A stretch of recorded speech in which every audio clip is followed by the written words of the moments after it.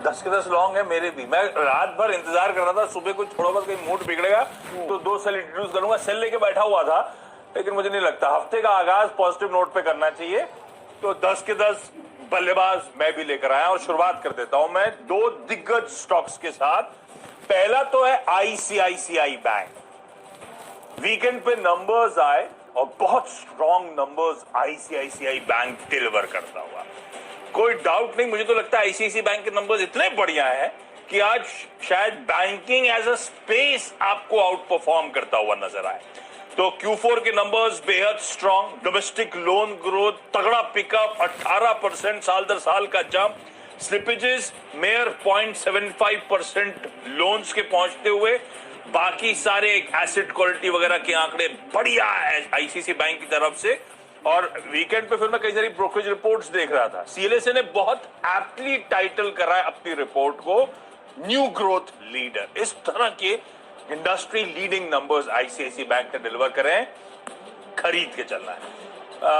दिग्गज है, थोड़े से कंजर्वेटिव टारगेट है, 2-2.5% का अपमूव मैं एक्सपेक्ट कर रहा हूं, लेकिन हो सकता है दिन के दौरान बढ़िया अपमूव बने तो ट्रेल करेंगे हम लोग स्टॉप लॉस को। और जब मैं कह रहा हूं कि आईसीआईसीआई बैंक का रब ऑफ अक्रॉस बैंकिंग शायद आपको देखने को मिले, तो इसका इमीडिएट पीयर जो मुझे लगता है आज बढ़िया आउट परफॉर्म करना चाहिए वो है एक्सिस बैंक। इसको भी रेड आप आईसीआईसीआई बैंक के ध्यान रखिए, साल के हाई 680 के, तो वो कंफर्ट दे रहा है, ऑफ हाइस ट्रेड कर रहा है। लाइकवाइज एक्सिस बैंक के साल के हाई 800 के, वो भी ऑफ हाइस ट्रेड करता हुआ कंफर्ट दे रहा है। मेरे ख्याल से एक्सिस बैंक के नंबर्स कल आने शेड्यूल्ड है, तो उससे पहले एक्युमुलेशन शायद होता हुआ नजर आया आईसीआईसीआई बैंक के इस तरह के बेहतरीन नंबर्स के बाद। इसीलिए मैं चाह रहा हूं कि आईसीआईसीआई बैंक के साथ एक्सिस बैंक को भी लॉन्ग करूं। तो शुरुआती 2 दिग्गज प्राइवेट सेक्टर की बैंकिंग स्टॉक्स जिनसे कर रहा हूं मैं शुरुआत।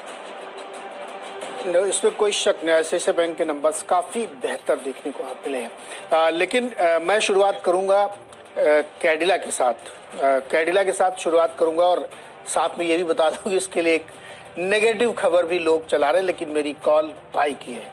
नेगेटिव खबर लोग ये दिखा रहे हैं कि कुछ लोगों ने कंसर्न जाहिर किया है कि जो एक दवा इन्होंने लॉन्च की थी वायरल के लिए, उसकी टेस्टिंग का जो सेकेंड ट्रायल था वो बहुत कम पेशेंट के साथ, 40 के साथ था और बड़े कंट्रोल एनवायरनमेंट में था। इस तरीके की तमाम बातें कही जा रही हैं, लेकिन मैं इन सारी बातों को खारिज कर रहा हूं और बिल्कुल भरोसे के साथ खारिज कर रहा हूं। इनका कुछ फर्क नहीं पड़ता है और मुझे लगता है ये स्टॉक यहाँ से बहुत बढ़िया रिटर्न करेगा। क्यों? 2 रीज़न है। एक तो इनकी जो वैक्सीन का तीसरा ट्रायल है वो बस किसी भी हफ्ते आपको अप्रूवल मिलेगा, और जो शुक्रवार को ये दवा अप्रूवल आया उसके बाद वीकेंड के दौरान ये इसमें एक रायता फैलाया गया कि इसका ट्रायल बहुत अच्छा नहीं था। ये सब कोट अनकोट कह रहा हूँ कि एक फार्मा इंडस्ट्री के अंदर की इनफाइट होती है। बड़ी कंपनियां छोटी कंपनियों को ग्रो नहीं करने देना चाहती हैं, और यही बात भारत बायोटेक के बारे में कही जा रही थी। भारत बायोटेक के जो लेटेस्ट ट्रायल के नंबर आए वो बेस्ट एवर हैं, किसी भी वेरिएंट में 100% वो काम कर रही है। तो मैं इससे बिल्कुल सहमत नहीं हूँ। कैडिला में बिल्कुल खरीदारी करके ही चलना चाहिए, बेस्ट स्टॉक है।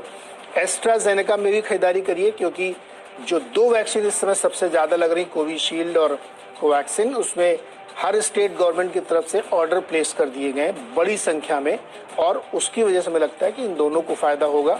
तो एस्ट्राजेनेका लगातार पिछले हफ्ते से तेजी दिखा रहा है। शुक्रवार को हालांकि थोड़ा सा ठंडा पड़ा था, लेकिन हमें लगता है कि रिन्यूड बाइंग इसमें देखने को मिलेगी, इसलिए एस्ट्राजेनेका में भी खरीदारी कर सकते हैं। 4300 का आज के लिए टारगेट होगा। यार बात ये आज फिर 10 के 10 फार्मा है क्या? नहीं, आज 10 के 10 फार्मा नहीं है। अच्छा, आज थोड़ा सा ठीक है। नहीं, आज ठीक है, बाकी पॉकेट भी शायद आउट परफॉर्म करे। तो शुरुआत तो फार्मास्यूटिकल्स के साथ हुई है, इंटरेस्टिंग। तो मैं फाइनेंशियल्स पे दाव लगा रहा हूँ, नीरज जी अभी फार्मास्यूटिकल्स पे है। अगले जो 2 स्टॉक है, पहला एसबीआई कार्ड स्क्रीन पर लेकर आइए। अच्छा, एसबीआई कार्ड मेंशन कर रहा हूं क्योंकि खबर सेंटिमेंट पॉजिटिव है, सिर्फ इसीलिए, पर बढ़िया सेंटिमेंट पॉजिटिव है। एक दिक्कत है कि आज इस कंपनी के नंबर्स आने, तो स्ट्रिक्ट स्टॉप लॉस के साथ अप्रोच करेंगे। अब SBI cards and payment services 1150 के साल के हाई, वहां से करेक्ट होकर काउंटर कामकाज कर रहा है। वीकेंड पे खबर आपने कार्ड्स बिजनेस को लेकर सुनी होगी, आरबीआई ने रिस्ट्रिक्शंस इंपोज करे अमेरिकन एक्सप्रेस बैंकिंग कॉर्प और डाइनर्स क्लब इंटरनेशनल पर। दोनों को बार करा गया है नए कस्टमर एडिशन से, क्योंकि अपने कार्ड नेटवर्क्स पे नए कस्टमर्स नहीं ले सकते ये लोग 1 मई ऑनवर्ड, यानी कि मेरे ख्याल से कुछ ही दिन बाद से वो अलाउड नहीं होंगे।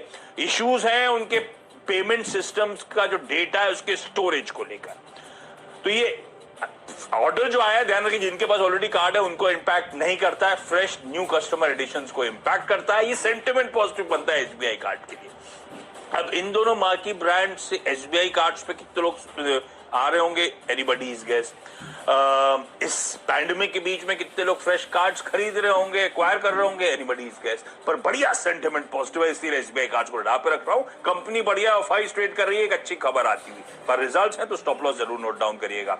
इसी कड़ी में आरबीएल बैंक को लेकर आई है। वैसे भी बैंकिंग फाइनेंशियल्स को लेकर मैं बुलिश था। आरबीएल बैंक के साल के आइस 275, साल के आइस छोड़िए, पहले तो ये स्टॉक 700 प्लस के लेवल्स देख चुका है, उस तरह की तो है, तो बहुत पिटा हुआ स्टॉक। अभी सिर्फ खबर की वजह से मैं इसको हाईलाइट कर रहा हूं। अच्छा, एक तो वो कार्ड्स बिजनेस आरबीएल बैंक उसके लिए जाना जाता है। सिटी बैंक ने इंडियन मार्केट्स को क्विट करने का फैसला दिया। वो एग्जिट जो है वो डोमेस्टिक प्राइवेट बैंक्स के लिए एक ह्यूमंगस अपॉर्चुनिटी लेकर आएगा अपने अपने क्रेडिट कार्ड बिजनेसेस को स्केल अप करने के लिए। एचडीएफसी बैंक सबसे बड़ा प्लेयर है स्पेस में, लेकिन रिस्ट्रिक्शंस ऑलरेडी इंपोज कर रखे हैं आरबीआई ने फ्रेश कस्टमर एक्विजिशंस को लेकर। तो बहुत सारी टेलविंड्स बन रही हैं कार्ड्स बिजनेस के लिए, बड़े बाकी प्लेयर्स के लिए। इसलिए एसबीआई कार्ड्स आरबीएल बैंक को रडार पे और फाइनेंशियल शायद आज बढ़िया टेलविंड दें, इसीलिए भी खरीदारी करने के मौके। अच्छा, दो स्टॉक आगे बताऊंगा मैं नीरज जी, क्योंकि दोनों फिर दूसरी कड़ी से जुड़े हुए स्टॉक्स हैं। मेरे अगले दो स्टॉक है। एक तो उसमें राजरतन ग्लोबल वायर करके कंपनी है। ये कंपनी जो टायर के अंदर वायर लगता है वो वायर बनाती है, और इसने अपने रिजल्ट पेश किए इसलिए इसको चुना है। इनकी जो कुल आमदनी है उसमें 48% की ग्रोथ देखने को मिली है, 184 करोड़ इन्होंने क्लॉक की है, और मुनाफा इनका जो है 300% बढ़ के 23 करोड़ 21 लाख रुपए के आसपास आया है। तो ये इंडिकेट करता है कि डिमांड है। हालांकि बीच में भी इस समय पेंडेमिक लोगों को लग रहा होगा, लेकिन ग्लोबल प्लेयर है ये, और इसकी जो डिमांड है मुझे लगता है कि आगे भी बनी रहेगी ऑटो एंसेसरीज में। तो इसीलिए इसको खरीदारी करने की सलाह है। 900 रुपए के लक्ष्य के साथ इसमें लॉन्ग पोजीशन बना सकते हैं। ओएनजीसी पे ध्यान रखिएगा, एक बड़ी दिलचस्प खबर है कि सरकार कर नहीं कुछ पा रही है डाइवेस्टमेंट के फ्रंट पे, लेकिन कंपनियों के तरह तरह के ऑर्डर दिए जा रहे हैं। ओएनजीसी को ये लिखा गया है कि वो अपने बिजनेस को अलग अलग सेगमेंट में हाइव ऑफ करें, जिसमें पेट्रोलियम मिनिस्ट्री की तरफ से चिट्ठी लिखी गई कि आप अपना जो ड्रिलिंग का कारोबार है, जो एसेट्स अलग हैं आर रत्ना आर सीरीज के, उनको पाइप के, इन सबको अलग अलग करिए और वैल्यू अनलॉक होगी इससे। तो ये एक बड़ा डेवलपमेंट है ऑयल कंपनी के लिहाज से, ओएनजीसी के लिहाज से, क्योंकि ये सिद्धांत रूप में मैं सहमत हूं कि हाईली अंडरवैल्यूड स्टॉक है। इसकी बुक वैल्यू आप देखेंगे तो बहुत ज्यादा है, 3 गुना ज्यादा बुक वैल्यू है इसकी। वो सप्रेस है, इसमें पता नहीं चलती है। 100 रुपए का स्टॉक मिल रहा है, इंडिया का largest oil and gas producer है। तो सरकार का इरादा हो सकता है वैल्यू अनलॉकिंग का हो, लेकिन वैल्यू तो है इसमें, ये तो तय है। तो कब होगा ये मैं बिल्कुल नहीं कह सकता। देखिए बीपीसीएल अभी तक अटका हुआ है, लेकिन अगर ये सोच बन रही है तो कम से कम इन्वेस्टर्स की नजर पड़ेगी और बड़े लोग इसको पढ़ना शुरू करेंगे, और तब इस कंपनी के बारे में लोग जानेंगे। तो यही काफी है कि आप इसको स्टडी कर पाएंगे। मुझे लगता है कि इसमें खरीदारी करनी चाहिए। 110 का टारगेट, और अगर क्रूड ऊपर जाएगा, रिकवरी, ग्लोबल रिकवरी की हम लोग बात कर रहे हैं, तो ये स्टॉक यहाँ से बहुत अच्छा परफॉर्म करेगा। तो आज इस खबर पे है 110 का टारगेट ओएनजीसी के लिए। क्योंकि अगले दो स्टॉक एक साथ बता देता हूं, 5वां नंबर का और डिपेंडेबल दोनों एक साथ, क्योंकि एक ही कड़ी से जुड़े हुए हैं। जैसे बैंक्स थे, जैसे कार्ड पेमेंट वाली कंपनीज थी, कार्ड बिजनेस वाली कंपनीज थी, वैसी दो सरकारी कंपनीज बीईएमएल और भारत इलेक्ट्रॉनिक्स यानी कि बीईएल को स्क्रीन पर दिखाइएगा। बीईएमएल के साल की आई 1550, वहां से अब नीचे ऑफ हाइस कामकाज करता हुआ। स्ट्रैटेजिक डिसइन्वेस्टमेंट की बात करी, सबसे अट्रैक्टिव शायद इजीली होने वाला शायद यही है आपकी स्क्रीन पे, जिसपे देश की बहुत मार्की कंपनीज ने वैसे ही दाव लगा रखा है। खैर वो अलग कहानी। इंडियन आर्मी ने नोटिस जारी करा है 350 लाइट टैंक्स प्रोक्योर करने के लिए। दरअसल माउंटेन वॉरफेयर एज लद्दाख के स्टेलमेट के बाद इंडियन आर्मी को वहां पे असल में लाइट टैंक्स ही चाहिए, जिसके लिए बिडिंग को खोला गया, टेंडर इनवाइट करे जाएंगे, और ये मेक इन इंडिया के तहत होने वाला है। अब तक क्या होता था, डीआरडीओ की रिसर्च डीआरडीओ बनाता था, और ये सब कंपनी अलग अलग कंपोनेंट सप्लाई करने में मदद करती थी। तो इन सबको रडार पर रखना है। बीईएमएल और बीईएल इन दोनों को खरीदारी करने के मौके, और वैसे भी सरकारी कंपनीज में दो जो है जिनके बिजनेसेस बहुत स्ट्रांग लगते हैं। बीएमएल वो मेट्रोज के लिए बहुत जानी जाती है, बाकी डिफेंस वगैरह अपनी जगह, और बीईएल तो हम सब जानते ही हैं किस तरह से डिफेंस में पकड़ बना ली इस कंपनी ने।